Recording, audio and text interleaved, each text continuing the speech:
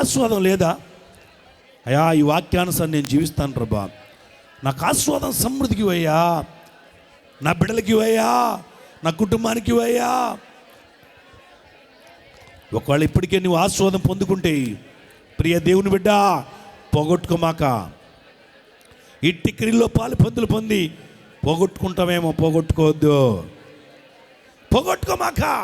పోయిన తర్వాత దొరకడం చాలా కష్టం, చాలా కష్టం సుమా.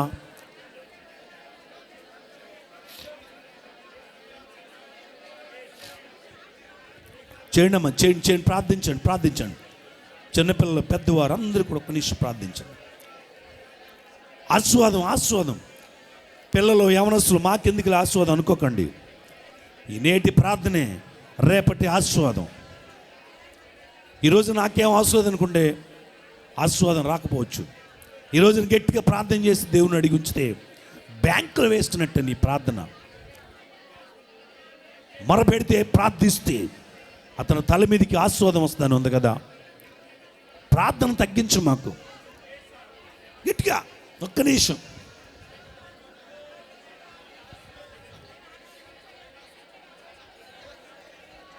హల్లెలూయా హల్లెలూయా. యేసయ్యా స్తోత్రం స్తోత్రం.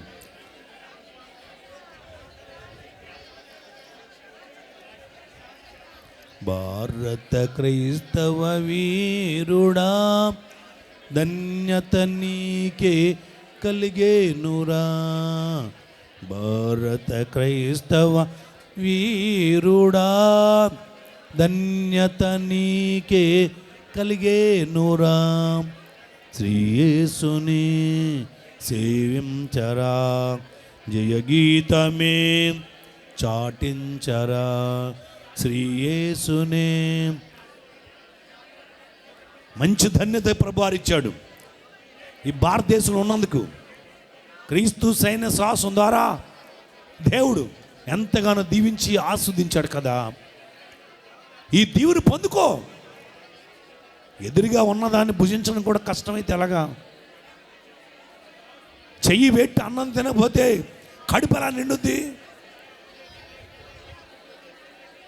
చేతులు చాచి దేవుడిచ్చిన దాన్ని అడిగి పొందుకోపోతే ఎలా వస్తుంది? ప్రార్థనే కదా చేయాల్సింది, ప్రార్థన ఒక్కటే కదా.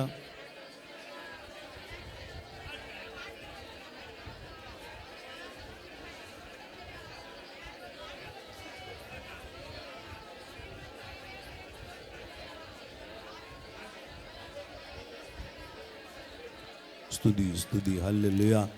యేసయ్యానికి స్తోత్రం స్తోత్రం స్తోత్రం. పరిశుద్ధా దేవాది దేవేశం నీకే వేలాది కోట్లాది స్తుతులయ్యా, స్తోత్రమయ్యా.